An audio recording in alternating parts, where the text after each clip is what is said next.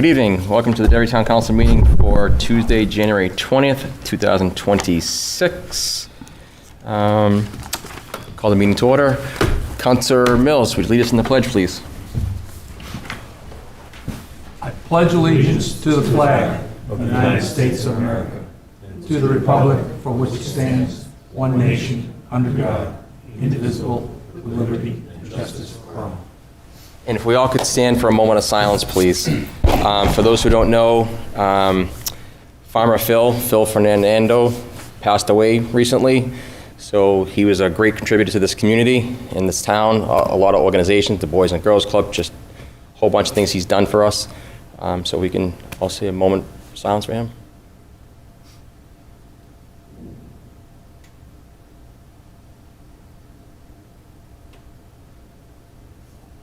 Thank you.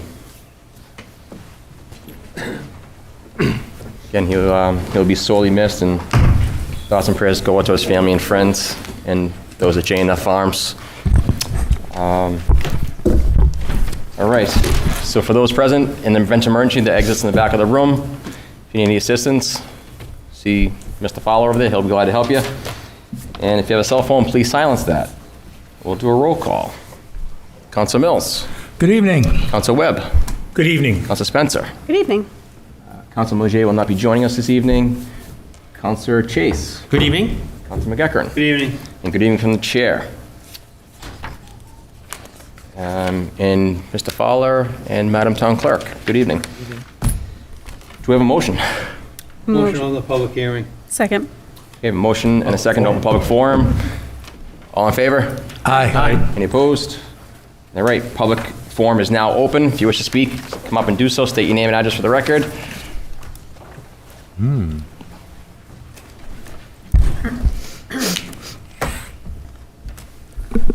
Good evening.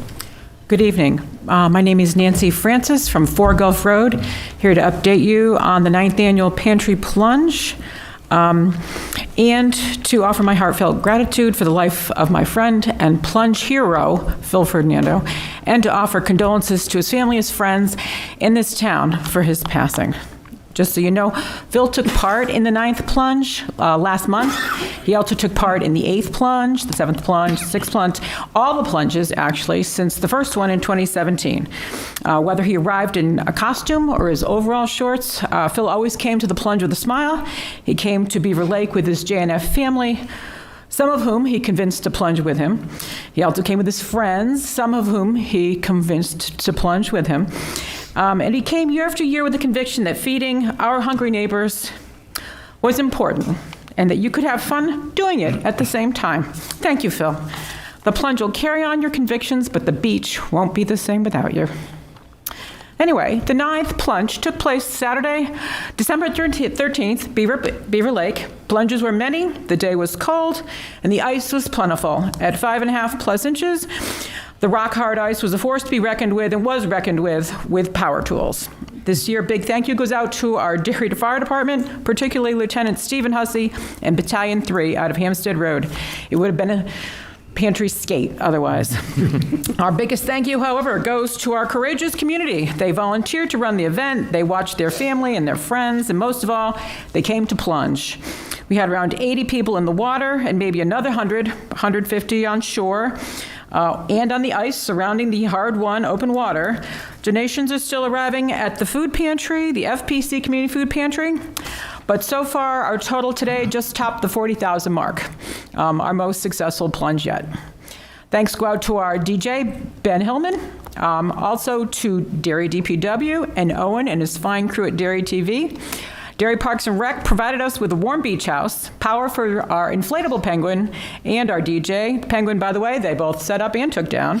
They were there to unlock the gates at 7 a.m. because ice removal took all that time, and to lock the gates at 12:30. There's nothing they can't do. Thank you. Our sponsors came through also, and special thanks to go to Ahern Nichols Hersey, Butterfield Family Dentistry, Derry Village Rotary, Derry Rotary, Bentley Chevrolet, Derry Plumbing and Heating, Greater Derry Track Club, Wayne's Tattoo World, Habitat Barbershop, Daydreaming Brewery, and Blue Seal Feeds. This year, the Alexander Eastman Foundation issued a matching funds challenge to the Pinkerton Academy students up to $10,000. Big thanks to the Academy students who showed up. They were members of the Pinkerton Marching Band, and they had an extremely long marching band season, and they still rallied their forces and their leadership to make the money from Alexander Eastman possible. The plunge was our most successful event to date, but we are also facing sharp increases for demand here for food in the greater Derry area. The FBC Community Food Pantry has been feeding the hungry for over 35 years. We're also serving a record number of guests each week, more than we've ever faced in our pantry's history. The proceeds of the pantry plunge are helping feeding our hungry neighbors, and you can still be a part of it. You can go today, right now, to go donate to at pantryplunge.org, and mark your calendars for Saturday, December 12th, 2026. We'll be back for the 10th annual Pantry Plunge. Yes, we will be freezing for a reason next holiday season. Thank you. Thank you. Thank you for all you do, all your efforts in that, and helping the community as well. Really appreciate it. Anybody else from the public wish to come up and speak? Motion to close the public forum, Mr. Chair. Second. Okay, we have a motion and a second to close public forum. All in favor? Aye. Any opposed? Public forum is now closed. Consent agenda, 26-01, approved non-public minutes from December 16th, 2025. Those minutes are sealed. Item 26-02, approved minutes from December 16th, 2025. Item 26-03, resolution 2026-001, to accept the 2025 hazard mitigation plan update. There will be a public hearing on that matter on February 3rd here in this room. We have item number 26-04, resolution 2026-002, to name the Margaret Ives Conservation Area at 23 Gulf Road. There will also be a hearing in this room on February 3rd, 2026. And do we have a motion? So moved. Second. Okay, we have a motion and a second to accept the consent agenda. We'll do a roll call for this. Councilor Mills. Yes. Councilor Webb. Yes. Councilor Spencer. Yes. Councilor Chase. Yes. Councilor McEachern. Yes. And chair votes yes. Motion carries 6-0. Moving on to the chair's report. We're going to do some boards and committee updates as the charter requires. We're going to have some people come up and discuss their boards and committees. First up will be Conservation Commission Chair Ricardo Bezenga presenting, and a very special guest with him. That's Derry's new land manager, Beth Carver. Welcome, Beth. Thank you. Thank you, Chairman Foote, for the opportunity to address the chamber. Just first off, before I start, I want to echo condolences for Phil Ferdinando. Phil Ferdinando was a conservationist in town. I've had the pleasure of working with him on probably a half a dozen conservation projects, and over my 15 years on the Conservation Commission, every time we needed help, whether it be heavy equipment or something, he was always a yes, so he'll be sorely missed. Our condolences to Amanda and Melissa and the rest of the Ferdinando clan. Secondly, just housekeeping, you guys have a consent agenda for Margie Ives to name the Gulf Road property after her. She was with me on the Conservation Commission for my first probably 10 or 12 years, and acting as chair, vice chair, secretary, pretty much all capacities. She's a stalwart in the conservation community, and I think it's something that we should do is name that property. So after you guys take it up a couple of times, we'll hopefully have an award ceremony and ask for some folks to join us at the conservation meeting to make that award to her. All right, Concom's busy, the busiest we've been in at least my tenure there, with the addition of Beth as the land manager. We have boots on the ground, so things happen in between our meetings now, and not just through volunteers. We have someone working for us day in and day out, getting our goals met. We continue to find opportunities to conserve property in Derry. We have 2 properties currently under review. Beth will go over a lot of the accomplishments for the year, but a couple of things that I think are important is we've cleared the property next to Broadview Farm. We're calling it the Broadview Annex, and we're trying to find a way to make that property a little bit more useful. We have a meeting this coming Monday where we're going to have kind of the first discussion on it. We did have an assessment done on it that came in. So that's important. We're continuing to partner with UNH on a fur-bearing animal study at Broadview Farm that they use in their research on fur-bearing animals. We have the most Conservation Commission members and alternates than we've had since I've been a commissioner. Just about all the seats are full. We have 1 alternate available. And we have committees now that are working at a very high level getting our projects across. We hired Beth mid-February last year to be the boots on the ground for our projects, and she's going to talk about some of the stuff that she's been working on it.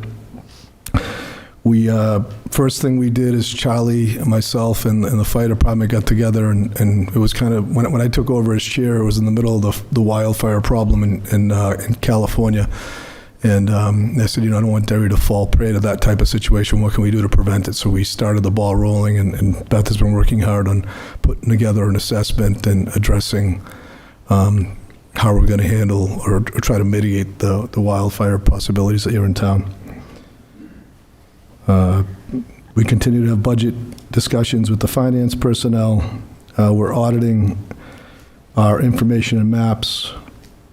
We're auditing the allowed uses on our conservation properties. We're trying to make the use of those properties have equity throughout the community for different people like conservation properties for different things. We want to make sure that we're addressing all of the town's needs.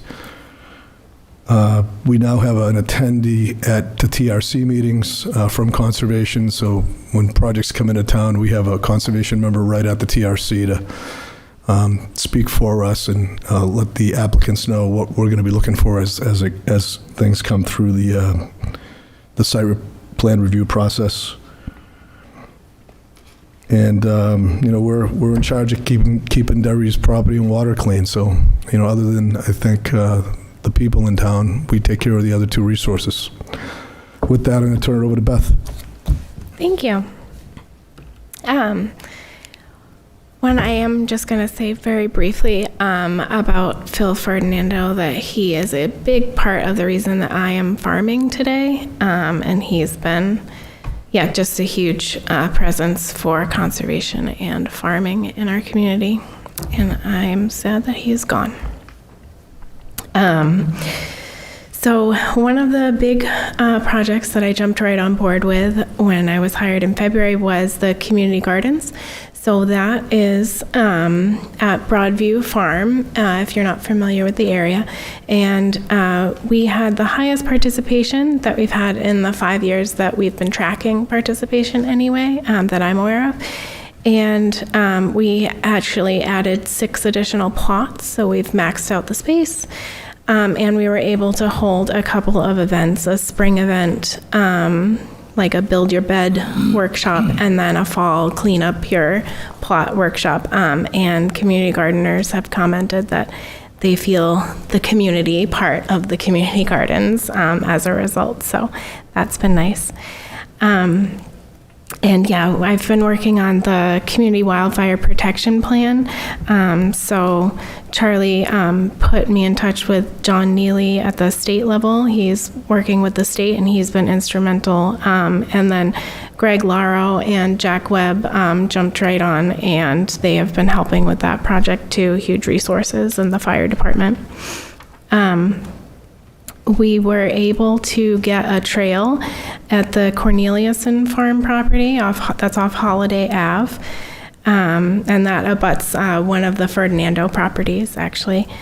So one of our commissioners, Bob Spurl, works for the state. He's very familiar with proper trail maintenance. And we were able to utilize the Greater Derry Track Club. So Paul Mahone with the Greater Derry Track Club came forward and said, we're ready, we want to volunteer and do some stuff. And we're very grateful to them for being able to do that. So after the volunteers did what they were able to do, then Clint Havens and DPW were just fantastic in like helping do some of the major work. So making that trail safer for everybody who uses it. And we had some land stewards jump in to help with that as well. So it was really nice to see. We've been able to start a Facebook page for dairy conservation. So that's Dairy NH Conservation on Facebook if you're interested in seeing that. And we have some commissioners on there, Cheryl, Rick, and Eileen, who are working hard to increase public engagement around conservation. And then we've actually had some land stewards step forward. We're in the process of revamping our land steward with Bob and Val. Val's been doing a lot of work on the commission, and revamping our land stewardship program is one of the things that she's working on. So I just wanted to thank Karen, Kevin, and Aurora for all stepping forward to be eyes and ears on the ground, because I do work for the town, but there's a lot of conservation property to be walked and to looked over. So the more eyes and ears that we have out there, the better we can do protecting these properties. And that's all I have for you. Thank you. Any questions or comments? Council Mills. I have a question. Being familiar with the Broadview Farms area, how many community garden plots are there now? Yeah, there are 36. There are 36? Mm-hmm. And how many of those, do you still have the handicap plots? Yes. And who uses those if nobody that's handicapped? Yeah, no one right now. Do they get used? Yeah, so we had a commissioner actually take that on as a project. And the beds they're usable. They're like raised beds, right? They're usable right now, but they're in need of some repair. So that's a project that he's going to be taking on this spring. Thank you. Yeah, so Dave, if we don't have someone that needs them, then we do give them to. Yeah, they're not used if we don't have. So they're all being used. They're all being used. Yeah. Absolutely. Okay. So we give first right of refusal to someone that needs that type of a bed, and then if we don't have anybody that accepts it, then we default to the other, because we have a waiting list. Well, actually, we fulfilled the waiting list. No, we this filled year. it. Yep. Yeah, we filled it this year. Yeah. So they get used. Mm-hmm. Thank you very much. Council Webb. Just two quick things. I've been working with Beth on that wildfire project, and they're doing a real excellent job with that, and Beth is really good about cracking the whip and make certain that some of us don't forget what we're supposed to be doing. So I want to thank her for that. That's my job. But just a really question is, how does a person either get on the wait list or get a community garden plot? Yeah, so there's information about it on the town website. So if you go under government and then you go to Conservation Commission, right? There's actually in like the green sidebar there is Broadview Farm. So if you click that, there's like all kinds of information if you want more detail. But you can email landmanager@derrynh.gov. And if you go there on that website, that's what it'll tell you to do. So right now, that's our process.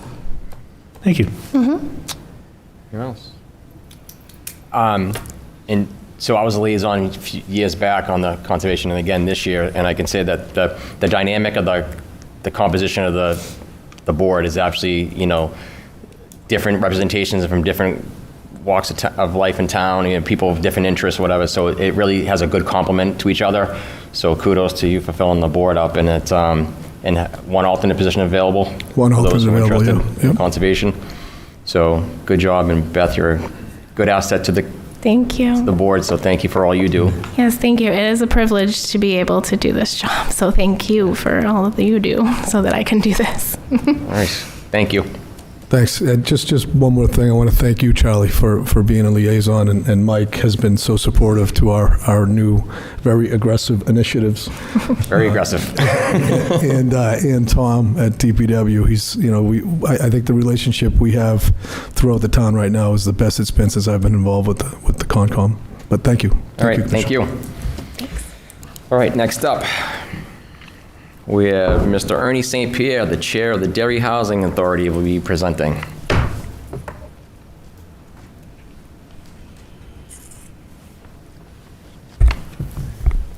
Good evening. Good evening, councilors.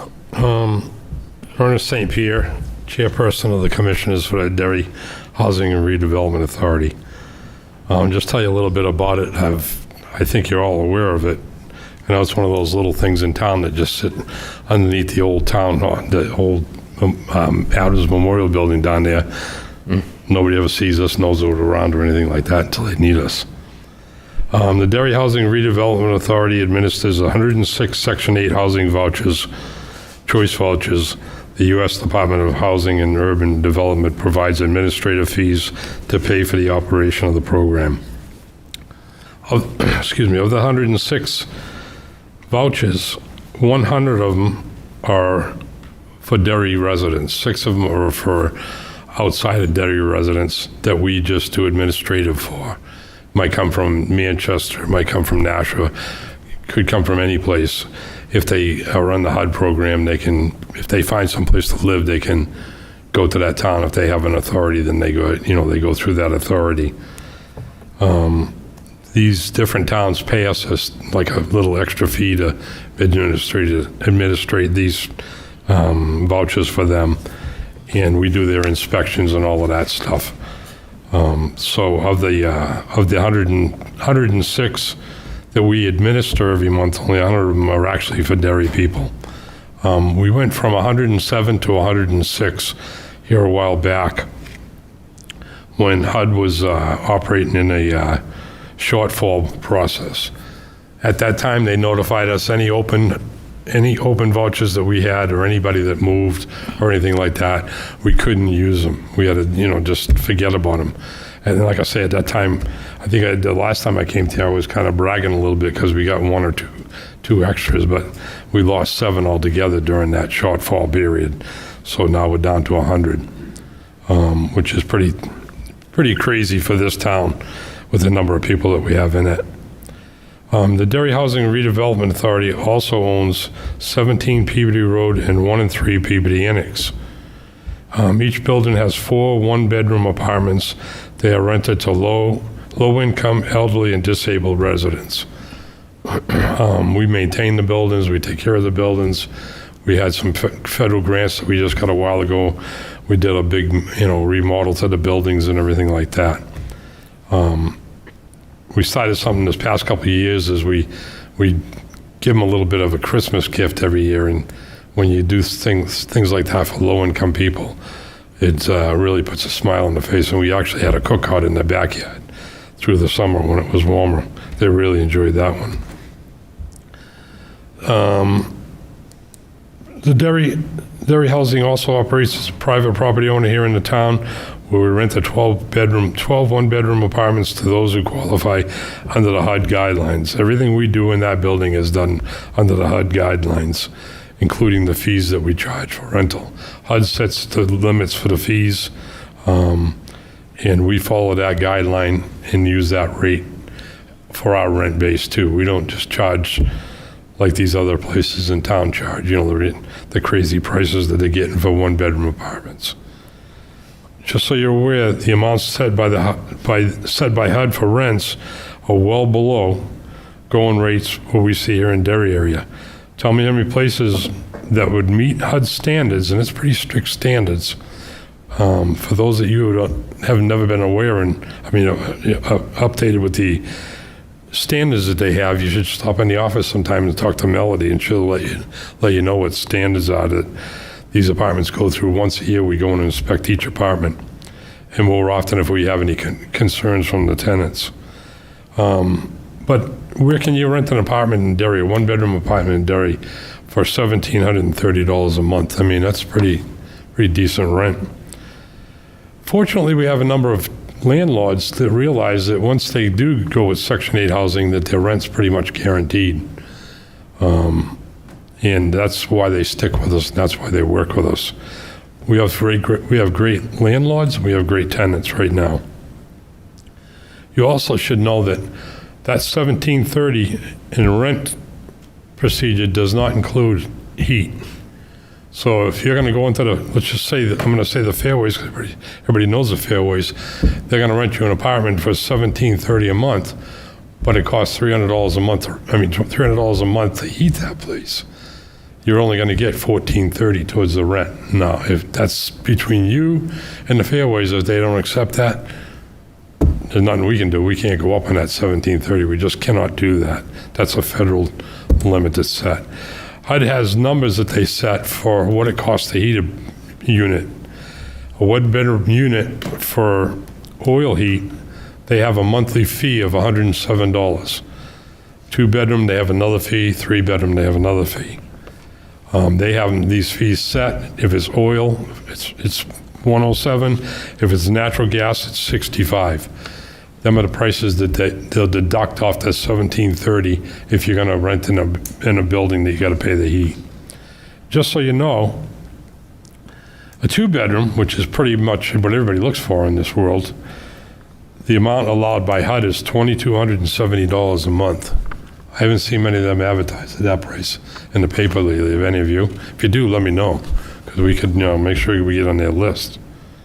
The Derry Housing and Redevelopment Authority waiting list for Section 8 assistance has 269 applicants, active applicants right now. Right now, we've done a purge.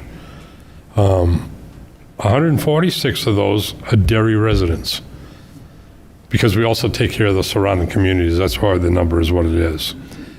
And the figure that we have as an estimate, those on the list right now will wait approximately 4 years for assistance. So hopefully they got good tents and sleeping bags, because I don't know what they're going to do. Derry gives waiting list preference to Derry residents, honorably discharged veterans, and veterans of domestic violence. We're right now dealing with 2 of those domestic violence ones that we have. And fortunately, not fortunately, but we had 2 people that moved out of the program because they went to nursing homes. So we actually have 2 open vouchers right now that we can use for these 2 domestic violence people. So there's 2 people that we'll keep off the streets and give them a warm place to sleep. Just so you know also, that Derry puts approximately $1,200,000 annually into the local economy through housing assistance payments to landlords on behalf of its clients. That's a pretty good, chunk of change that we put out there. And again, like I said before, we have strict standards that we follow. We have inspections on every leased unit that is under the Section 8 program on an annual basis, and more often if a complaint or something happens. This is something the United States Department of Housing and Urban Development have given the Derry Housing and Redevelopment Authority its highest rating, high performer on its Section 8 Management Assessment Program for several consecutive years. That's pretty neat, and that's pretty cool. I mean, that's something of all the things that goes through the whole country. This is something we're extremely proud of, and thank our Executive Director, Melanie Ackerman, for making sure Derry is represented at the highest level possible when it comes to the HUD Section 8 program. And she does a heck of a job, and keeps us commissioners in line, and even our liaison from the council. She does a pretty good job keeping them in line too.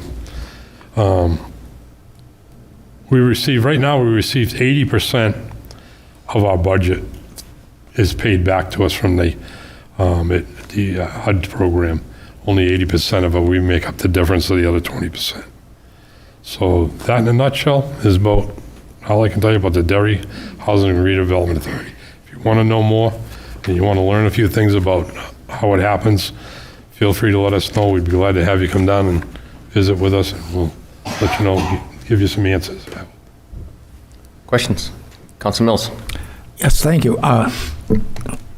Congratulations, Mr. Pierre, because I've heard nothing but good things about how you've been running that the last number of years. And my question is on your waiting list priorities. I know you said that veterans are on there, and what were the other 2 veterans? The Derry residents, honorably discharged veterans, and victims of domestic violence. Okay. Is that like a set order, or do you just take any I mean, okay, all right, thank you. That's all I had. Council Spencer. Yes, thank you. I do also only hear good things about what you're doing over there. On the waiting list, have you seen any kind of change or trends? Are there more people coming on or less people coming on the waiting list, or is it staying pretty static? Right now, it's active. It just seems like this time of the year, right after the holidays, it seems to get active for some reason. Okay. The problem is when people find out they're going to wait 4 years, I mean, they give you this big stack of paperwork. You know, it's a federal program, so you know what it takes to get an application filled out. When people see that, I mean, I wonder how many of them applications wind up in the trash can, because it's just, I mean, if you go in today and you're a Derry resident and there's 150 people ahead of you and they're going to wait 4 years, you know, like I said, hopefully you got a good tent and good sleeping bags. It's crazy. I mean, that's one thing I did do when it first started talking about Abbott Court and this place over here on Rockingham Road that they built. I just came in here and talked to you guys about it and just threw a little dig. You know, well, maybe a couple of these units that would be allocated towards our needs for our low-income people would be great. You know, they're guaranteed the rent, and the people go through a heck of a screening. I mean, and then Melanie doesn't mess around. If the cops get called to your apartment and you're under one of our programs, she'll give you a warning. But I can tell you something: the second time it happens, you better start packing, because she's going to be your worst nightmare. She just doesn't want that. So, you know, I just wish there was more, I wish more would happen in Derry to help the people. And this isn't just Derry's problem. This is the whole United States of America, and especially the state of New Hampshire, because, you know, we all live here. I sit there and listen to the Conservation Commission people, and I'm thinking, they worry about the lawn, they worry about the trees, they worry about all of these things. It's important. Believe me, it's important. It's important, and I'm a hunter, so I know what it's like to be, you know, for nature. But how many people often think about, what about the poor people that are on this waiting list? What about the poor people that don't have a place to go, that are trying to do the best they can do? And, you know, they're not all people that are out looking for a free ride. It's just, that's not what it is. They're people that are hurting, just can't make ends meet, and they need a little bit of help. So, anything else? Councilor Webb. Just a couple of things. Thank you, Ernie and Melody, for the work that you do and the advocacy. And just a couple of things from my experiences being on your advisory, the ways onto your board. It was a real eye-opening thing for me to understand what Section 8 housing really is, because I had a preconceived prejudice as to it, and it really is a rule-based program that's very strict. Not only does it, you briefly talked about HUD standards and landlords, but the HUD standards also apply equally to the tenants. So it gives protection to the landlords that rent to them. They now have another means of enforcement if the tenant begins creating problems. And the other thing, it's really a program that's designed to gradually shift people off. It doesn't always occur, but they only get after that rate is guaranteed from the landlord. Was $1,730 for a one bedroom for the first year. Yeah. The landlord can begin upping it, the rent, in which case the tenant still only gets the same federal amount of money. They begin to have to be paying more out of pocket to come up with not only the increase maybe in utilities, but the increase in rent. So it's designed as a program to give people a helping hand. And it would be really nice if some of all the housing units that we are putting up here, if some were set aside to be managed, like the 17 Peabody Road and Peabody Road Annex properties are, because those properties are not part of the voucher system. No. They are, but they're run according to the same rules. They're actually owned by the DHRA. Council Mills. Yes, I just had one more question. I forgot to ask, and actually it's more for information for everybody. Does your board still require that one of your members be a tenant? Yes. Yeah, I always thought that was very important back from my days when I was on the DHRA, because you get immediate input. You're not just a bunch of administrators. The actual board of directors has to by statute have a member that lives in one of the voucher places or one of the rental units. That's a hard thing to do too. Yeah. I don't know why, but it's just, we actually lost the girl that was, I think you probably knew, I can't remember her name, but she was there for years, and she was a tenant. And she got sick and she had to leave us, but it took us a while to fill her shoes. I mean, and Melody knows all of these people. She knows every single one of them. Now, there's some that she really doesn't want to have on the program. It's tough, and to Jack's point about the 1 year period, is that happened to us with one of the big complexes here in town this year, where they did away with their tax. They said some kind of tax break thing where that was their out. They would get a tax credit or something because they had so many units that they were helping us with. And they did away with that. And there was some steep increases in rents. I mean, it was like $300 a month in some of these people that got jabbed with rents. But it's tough out there, as you all well, maybe you don't know, but please check it out. Anyone else? All right. Thank you very much. Appreciate it. Thank you for mentioning that about the good word out there. Appreciate it. All right. Moving along. Next up will be the Net Zero Task Force. The chair, Jeff Moulton, will be presenting.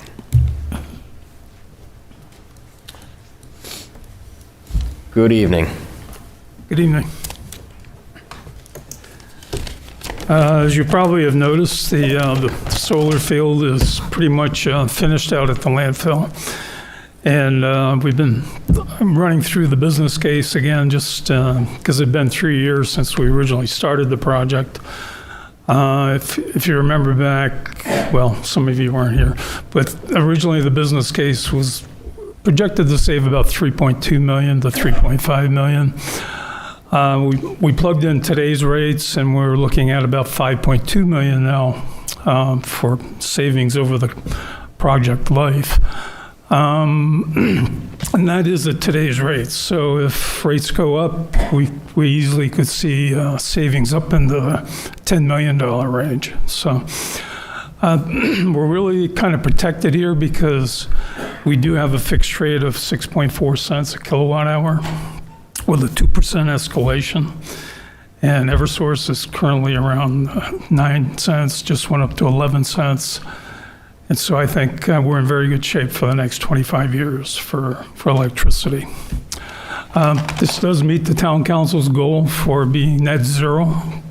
We are going to be a few months late. The original goal was 2025, but it looks like Eversource will be coming out, well, I don't know if they're out there yet, but either this week or next to start the acceptance testing. And it's projected that we should have the place operational by March.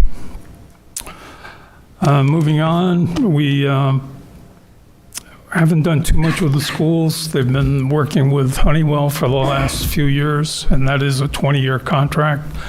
So they are managing their energy conservation programs for them. And they are going through some extra infrastructure projects with the money that was passed last year. Electric vehicles, we were pretty active this year. We looked through the town fleet and saw code enforcement and the health officer as being good candidates for electric vehicles. So 2 were purchased, and I think a total cost of about $70,000, maybe $80,000. But through federal grants and other money, the town actually made money on it. They received $90,000 for the purchase of those 2 cars. We've been working with the police department, and they are now going to be converting their patrol cars to hybrids this year and this fiscal year. And then they are planning for next fiscal year to change the 6 detectives and 1 admin car to also a hybrid. So I think the town will see savings not only from an operational point of view, gas versus electric, but they'll see significant savings on the maintenance side too. We'll continue to look at that this year and as the fleet ages within the town to see if there are other candidates for vehicle replacement. But once we get into some of the heavier vehicles like in DPW, there's not a lot of good choices for electric vehicles or even hybrid vehicles at this point. But that's part of our goals for next year. Community choice, we've been looking at this for a few years. There's been quite a few communities in the state that have moved to a third-party supplier on the behalf of the residents. We've been kind of, excuse me, I'm starting to lose my voice. We've been kind of on the fence on this one because we haven't seen dramatic savings and we were hesitant to make a recommendation. We're continuing to engage with some of the vendors. We had a vendor in last week talking about their rates. They were just slightly under Eversource, so it didn't seem like a compelling case. But Londonderry is moving ahead with another vendor where they claim they'll be a couple cents under Eversource. Community Power New Hampshire, on the other hand, is 3 cents over Eversource. So it's a real mixed bag, and we're hesitant to make a real strong recommendation at this point until I think things kind of settle out in this whole marketplace. But we are continuing to engage with the vendors and make recommendations into the town administrator as we move along. So I think in total, we now once the landfill site goes on site, now when we look at all the programs that were enacted over the last 10, 15 years, the town is saving over $1 million in energy costs. So that's pretty significant, and we'll continue to look for more ways. It'll be not as many low-hanging fruit as we go forward, but that is always our aim, is to make sure that whatever program we recommend, it will be saving the taxpayers money. So next year, we'll be looking at hopefully launching the landfill site, looking at other EV candidates, and looking at community power.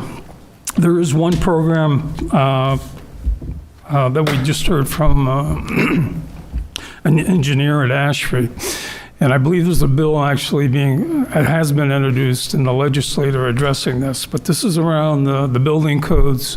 Currently, the state is at 2021, and what this bill recommends is they look at implementing 2024 because the energy savings are quite significant for residents and businesses. In most cases, the energy savings that a resident or a business would enjoy would actually be paid for within 6 months or less. And a lot of it has to do with making the building more tight.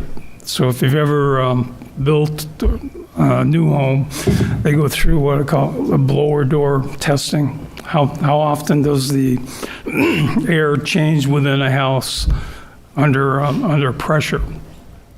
And right now, the 2021 code is five changes, and the 2024 code goes down to 2.5. It's a big savings for the residents, but one of the things, and especially when I heard about some of the apartments and some of the energy bills that some folks are being stuck with, the builders really have no incentive to move to the 2024 building code. They want to build the house as cheap as possible. Now, you can argue that, the housing is expensive in New Hampshire and you don't want to burden the householder any more than you have to. But if that savings pays for itself in a very short time frame, and then for the next 10, 15, 20 years, those savings really pile up. So we've gone through the ASHRAE study, and we believe it's very compelling. Today, the state mandates that towns cannot implement 2024 codes. They have to stay with 2021. So we're hoping that that bill passes, but if it doesn't, what we plan to do is come up with an informational campaign for residents and business customers that shows them what the savings are if they voluntarily want to implement that code. And that's about it. Any questions? Questions? No? Comments? No? Oh, sorry. No, that's Webb. With the new parking garage being built on Abbott, do you see yourselves working to try to get some chargers as part of that parking garage? I'm not aware of that project as far as electric chargers, but I mean, it's up, I don't know who's developing it, but if they want to attract a certain demographic, they may want to put some chargers in there. And I think the level 2 chargers are typically quite cheap. You can put them in for a few less than $1,000. So. All right, thank you. Anyone else? All right. Thank you very much, Jeff. Appreciate it. Sure. Thanks for all your work. Thanks. All right. My turn. And moving along, we're just going to skip. No, I'm just kidding. I'm good with that. All right, and last, Legislative Task Force, Council Spencer. Hello. So our committee has met quarterly through this past year.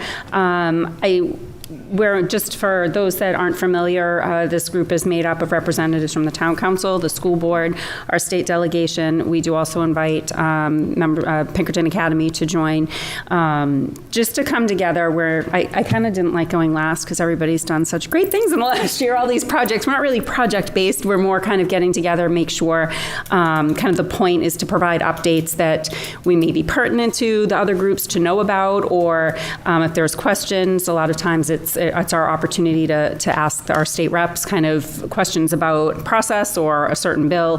We've talked a lot about at our last meeting about some of the legislation that we knew was coming up as well. This year, we had on the town council myself as chair, Councilor Webb and Councilor Granessi, and then after Councilor Granessi left, Councilor McEachern rejoined. He's been the previous chair. From the school board, we had Jason McLeod, Jenna Paradise, and Jamie Carew. State Senator Birdsell is invited to all of the meetings. Her schedule is very busy, so she's not always able to make it, but she does attend when she can. And then our representatives, Jody Nelson, David Mills, and Richard Tripp. And then we also invite from Pinkerton Academy, Tim Powers, and the chair of the trustees, Dr. Nevius. And I will say, I feel like this past year, the council, the school board, and the state reps, which are really the crux of this committee, have been very engaged, where I would say most meetings, if not all meetings, we've all been there, and if we're not there, it's for very good reason. So I do think that we are having some good, productive conversations and starting to hopefully understand things a little better and have a nice, clear line of communication. So we'll be continuing that committee. Just as a reminder for the public, these are open meetings. We are usually tucked in a small room somewhere, so be prepared to be a little cozy, but public is welcome to attend. And our next meeting is scheduled for Wednesday, February 18th at 7 p.m. I don't know the room yet. All right. Questions for the counselor? Anyone? Half of you are in the meeting. Councilor Mills. Just one comment on this. I've been on this, what have we been in existence, 3 years now? 2 years? 3 A years. little longer than that, I think, yeah. And one of the first things that we tried to lay out the ground rules with, because once again, this is not a goal-oriented or task-oriented type meeting, we decided that if at any point in a 2 or 3 month period, we were just spinning our wheels and nothing was going to get done, I was going to be the one that had to come to the town council and say, let's just abandon this. Nothing's getting done. But once again, we can't point our fingers to anything, and sometimes we deal with some confidential information.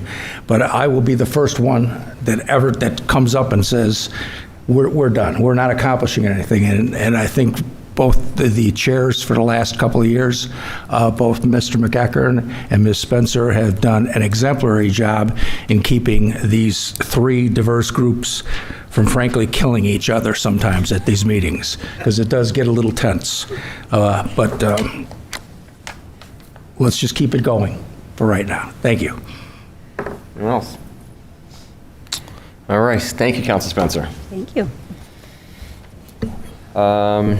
Moving along, so the 2026 town and school elections. Madam Town Clerk Tina Guilford.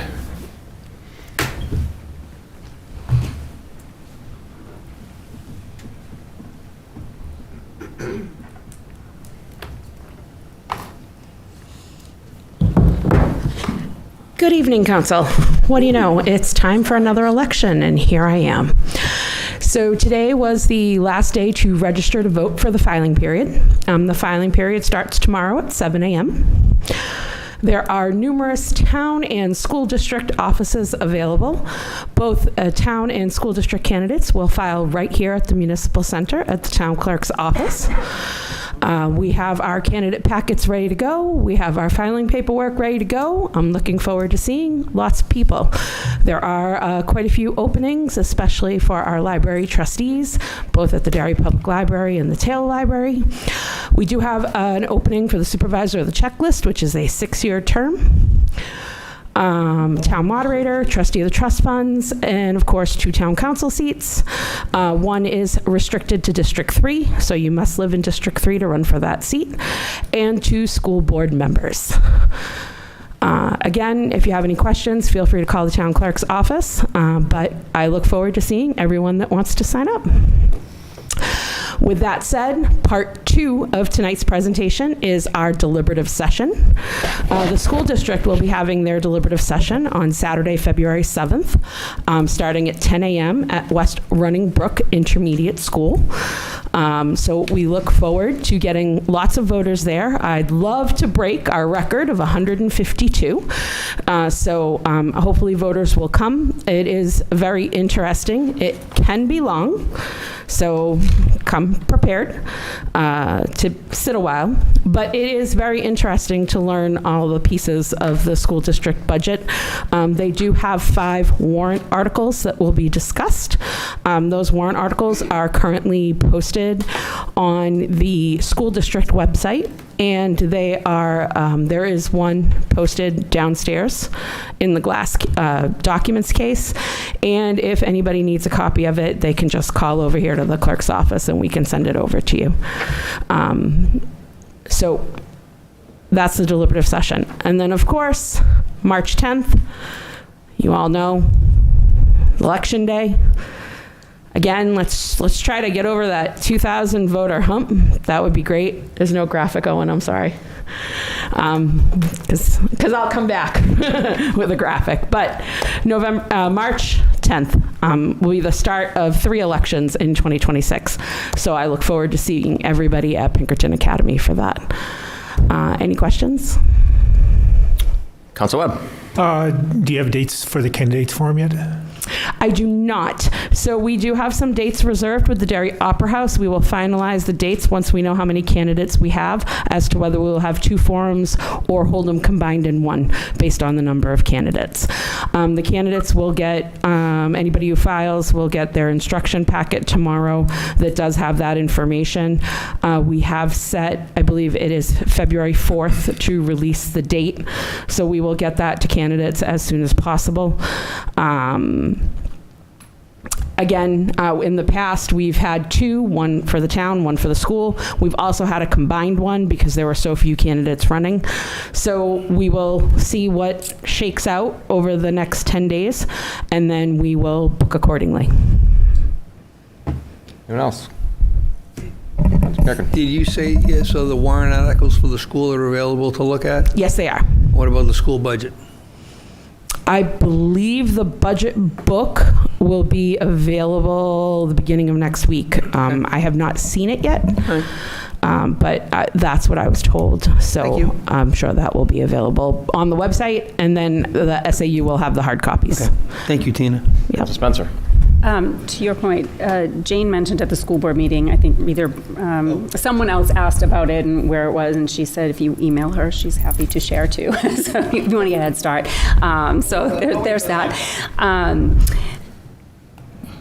I don't have a question so much as it pains me that 150 people show up for that's not even 1% of our population. So I am pleading with people to show up. We see the same people on Facebook that complain about the budgets and the money spent in town.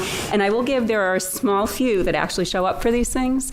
And the rest, you have a chance to say something.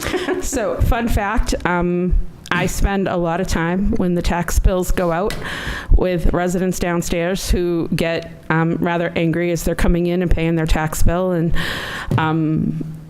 and a lot of times I'm walking by and they see me and they start asking questions.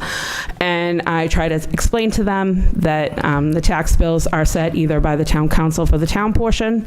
Obviously, the county does their county portion. And then the school district, it's the voters.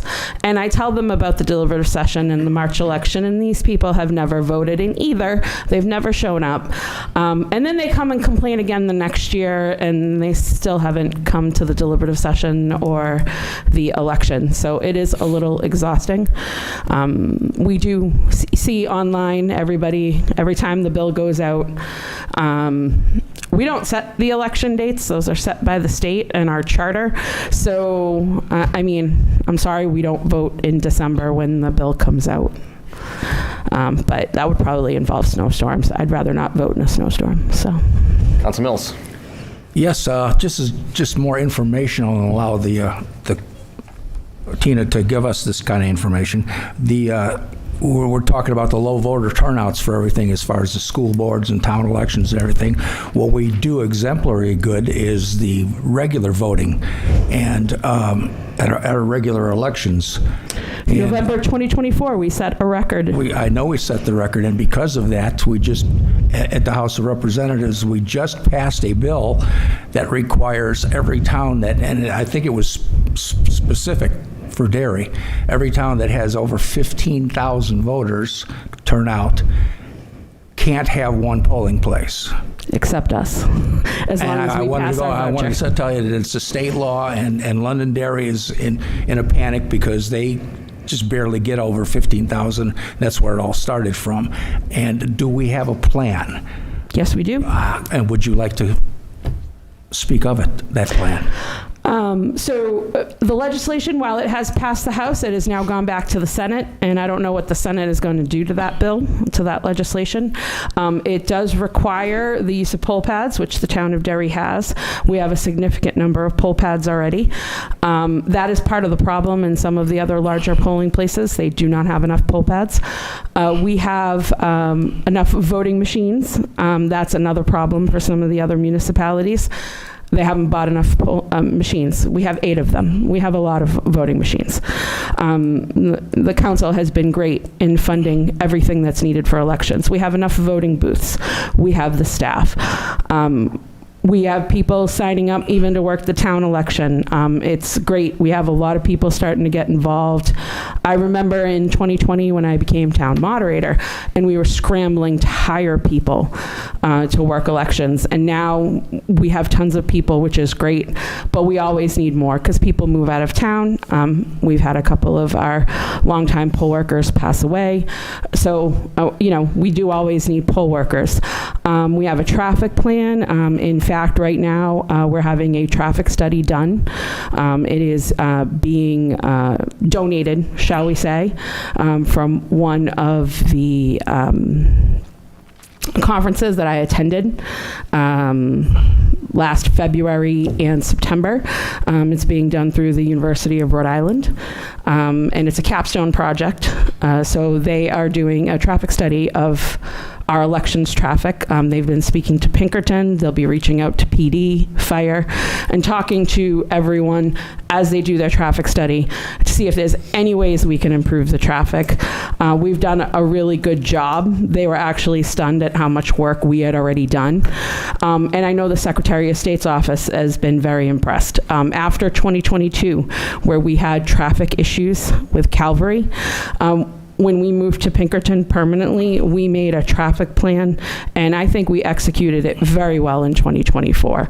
I know there was still some traffic. There's always going to be traffic. We have a rotary, which some people find very difficult to navigate here in Derry. And we, it's a lot of people, but we also have a lot of parking. There's a significant amount of parking. And our biggest problem is all the other locations that we would use as a polling place, which is part of that traffic study. They were here in November, and I drove the students and the instructors around. In our Suburban, I had 6 people in it, and we drove around all over town to every school, every place that we considered that we could use as a polling place. And they said we have huge deficits in parking for those places, accessibility issues, that kind of thing. We just really don't have a lot of other locations to use. Even Hood and West that we used for many years, there were always parking issues. There were not enough parking spots. So that's... I actually asked that question. I was giving Tina a chance to blow her own horn because, and she did, she gently declined. So I will blow it for her. Although they put in the requirement that we had to have 2 polling places with over 15,000 people, the Secretary of State's office has sent people out here every year since we started doing that. One polling place at Pinkerton, and they were so impressed by the way that it was handled that the town of Derry, has the only exemption for that entire thing, and it's all because of the way Tina runs this thing. They put in an exemption clause that said only the Secretary of State can grant an exemption, and he's permanently granted Tina one. So thank you. Well, hopefully our residents continue to cooperate and the town council continues to support, because I cannot do it alone. Thank you for all your work. Yes, Thank you. Yeah. Any other questions, comments for the Madam Town Clerk? Thank you, Tina. Strong work. Always nice being the single biggest polling location in the United States of America. So thank you, Tina, for all your efforts in that. All right, moving along. We have some appointments, a couple quick ones here. So we had an appointment for an alternate position to the Zoning Board of Adjustment. I would like to move to table that, if I can get a second. So moved. Okay, so on that, yeah, we get a second, okay? Sorry. Yep, so on the motion to table this until further notice, Council Mills? Yes. Council Webb? Yes. Council Spencer? Yes. Council Chase? Yes. Council McEachern? Yes, sir. Chair votes yes, motion carries 6-0. We have an appointment to Conservation? the Conservation Commission. I move the appointment, I move to appoint Linda Comrie as an alternate member of the Conservation Commission for a term to expire March 31st, 2027. Second. Okay, any other nominations, any discussion? All right, Council Mills? Yes. Council Webb? Yes. Council Spencer? Yes. Council Chase? Yes. Council McEachern? Yes. And chair votes yes, motion carries 6-0. Lastly, we have an appointment to the Derry Public Library Trustees. I move to appoint Sam Schreiner as an alternate member of the Derry Public Library Board of Trustees for a term to expire March 31st, 2026. Second. Okay, a motion and a second. Council Mills? Yes. Council Webb? Yes. Council Spencer? Yes, and I would love to say that Sam actually, in anticipation and trying to get right to work, came to the last meeting just so he was up to speed once he got appointed. So I'm a yes. All right, good to know. Cool. Council Chase? Yes. Council McEachern? Yes. The chair votes yes, motion carries 6-0.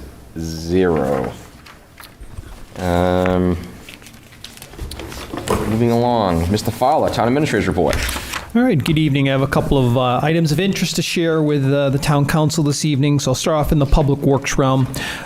We had received a copy of what they call a sanitary survey by New Hampshire DES on the status of the operations of our water system in Derry. And as we see the pattern here in a lot of different items, New Hampshire DES favorably noted the interconnection project for the Rand Shepherd water main and also the Southern New Hampshire regional water system as positive factors supporting the water system. They also took a look at our roster of employees, looked at their professionalism and their licensure, and those were also positively commented. So I want to give the water department kudos for great work to be done, not only just in the recent times, but as a long-standing commitment to providing great water quality for the community. Second item in Public Works, Parks and Recreation has prepared information regarding the upcoming Frost Fest. That'll be happening on February 7th. Indoor activities will be centered around Vets Hall. And outdoor activities at this point are weather dependent, but if they do go on, it would include ice skating at Hood Park and sledding at Alexander Carr Park. Anybody that's interested should monitor the Facebook page, and also there'd be information available on the town's website under the Parks and Recreation tab. Finances. So one of the items that's an important number for the town as it sets its future tax rate and also the fiscal 27 budget is the Consumer Price Index based on the Northeast classification. So on January 13th, 2026, the town, or the data was published by the Bureau of Labor Statistics. That number for next year's allowable tax rate increase just for the town portion is calculated at 3.3%, and that would represent an increase of 18 cents per thousand, which would be maximum allowed per charter, and we'll obviously go through that process as we go through the FY27 budget process. But that's an important baseline that sets a lot of different calculations that the finance department has to do, and as we roll into March and April as we develop the budget, we'll talk more about that, but that was an important data point that was established. Couple of comments on building and infrastructure projects. Council had a great turnout for the uncoupling ceremony at the new fire station headquarters. That was conducted on January 12th, 2026. Fire administration has been relocated. The apparatus and personnel have been staged at the new facility. So the project spanned over several years, and I think I commented about it spanned over several fire chiefs. We are definitely happy to be occupying the building. Little, tweaks here and there are going to be discovered, but overall, early returns have been that it's been great for everybody that's been occupying that building. So that's been positive.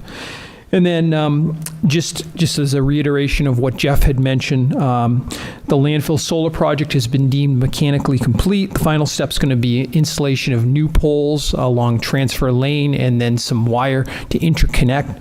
We are hopeful that will be connected to the grid by March of 2026, and as we enter the town's FY27 budget, we'll be happy to provide information about the projected savings, and hopefully that will show up in the form of budgetary savings that can be spread across the community.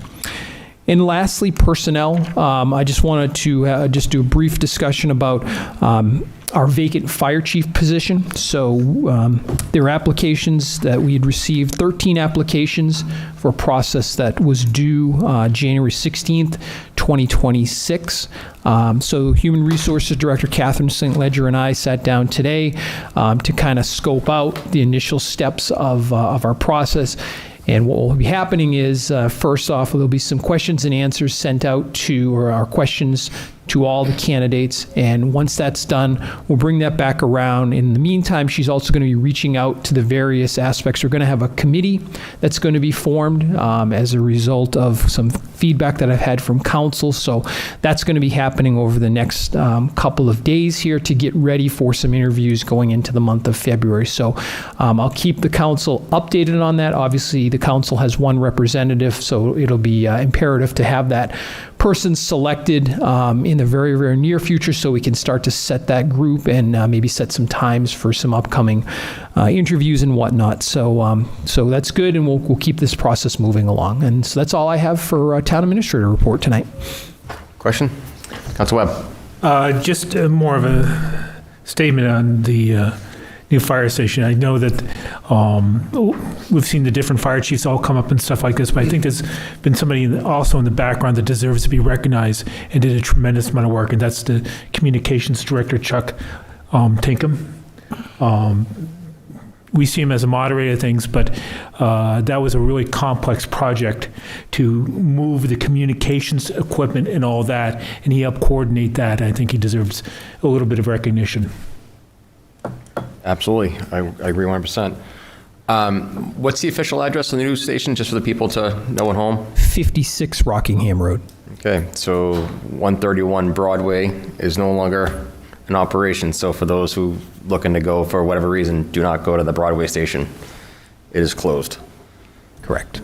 And someone asked me, that's why I'm putting it out there. So it's definitely closed. It's all blacked out. Any other questions or comments from the town administrator? No? Thank you. All right. New business.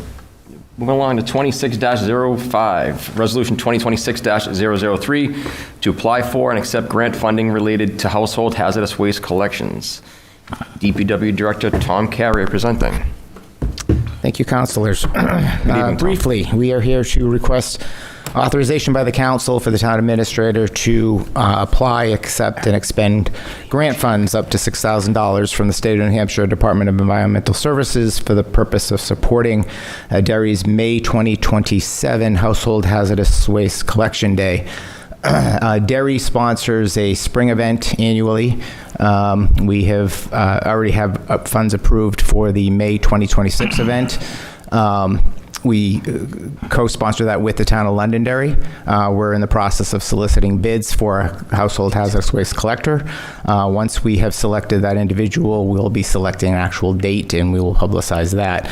But for tonight, the $6,000 that we're asking for is for the FY27 collection day. Again, we hold this with the town of Londonderry. Londonderry holds their event in November, in the fall. It's also open to the Derry residents as well. Annually, on the average, we've had about 300 households participate, collecting about 23,000 pounds of household hazardous waste. So it's a fairly well-attended event. The funding is based on our population, 17 cents per capita, so that arrives at the $6,000. The town sponsors, the town appropriates $30,000 towards the event. We've expended anywhere between $23,000 and $36,000, depending upon the participation. So this year we've appropriated $30,000 with $6,000 offsetting from this grant. Questions? Council Mills. Yes, just one. I've always known about the two different collection points in Londonderry and Derry. Do we coordinate this whole bid process with Londonderry, or do you do both DPWs do them individually? We do our separate bids. So Londonderry, we hadn't bid in a couple of years, so we approached the MXI, who is the vendor, and they had a significant increase in their pricing. So they've done an excellent job. They are actually one of the best out there, but we figured we should go out for a bid solicitation anyway. There were two that actually bid in Londonderry. MXI was the successful bidder over there. So hopefully we'll get them this year too. Thank you. Anyone else? Happy to read the resolution if there are no other questions. Resolution 2026-03 to apply for and accept grant funding related to household hazardous waste collection. Where Section 915 of the Town Charter authorizes the Town Council to apply for, accept, and expend funds received from the state, and whereas the town annually has hosted a household hazardous waste collection day to provide residents with a convenient, safe method to dispose of household hazardous waste, and whereas matching grant funding from the New Hampshire Department of Environmental Services is available to the town to help defray expenses associated with the program, now therefore be resolved in council that the town administrator is hereby authorized to sign grant applications and agreements with NHDES for up to $6,000 in matching funds, and further authorize the town to hold household hazardous waste collection event in the spring of 2027. Resolution shall take effect immediately upon its passage. Second. Okay, we have a motion and a second. On the motion, Council Mills. Yes. Counsel Webb? Yes. Counsel Spencer? Yes. Counsel Chase? Yes. Counsel Geckran? Yes. The chair votes yes, motion carries 6-0. Thank you. Thank you, Tom. All right. You know, Jim, I usually do those short resolutions, you know, so I usually do the short ones. And you get the 3-page ones. Council comments or liaison reports? Anyone have anything they want to? We already liaised. Yeah. We have another one. Well, no, I did attend the DPL meeting last week, I think it was. Pretty much business as usual, but they're getting their budget stuff together and all of that. Things are going well. They're a really good group. But I also wanted to mention that Councillor Foote, with his other hat of State Rep Foote, has, if you're not aware, I think he talked about it previously, put in a bill to further help get rid of the sex trafficking and the massage parlors and things that we are seeing in the state and here in town. And it's House Bill 1469. There is a hearing tomorrow. And I want to encourage people, this bill, really, we can do all we want in Derry to get rid of these establishments here. They're just going to move a town over, and they're going to move a town over. And so really this needs to happen at the state level as well, to at least we can start there, and then maybe other states can get them out of their states. Please go on and support this bill. You can submit testimony online. I did it the other day, and it was really easy. You don't even have to, I typed a little narrative in there. You can just click that you're in support, and that's all you have to do. nh.gov, right, is the website to go to, and you can submit testimony online and hopefully help try to keep these establishments from coming back, because they're not just massage parlors. They're not all consenting adults. It has been shown they are these women are being trafficked, and we need to stop that. All right, thank you. Thank you. Yes. Council Webb, anything? Motion to adjourn. All right, motion and a second? Second. All in favor? Aye. All right, meeting adjourned.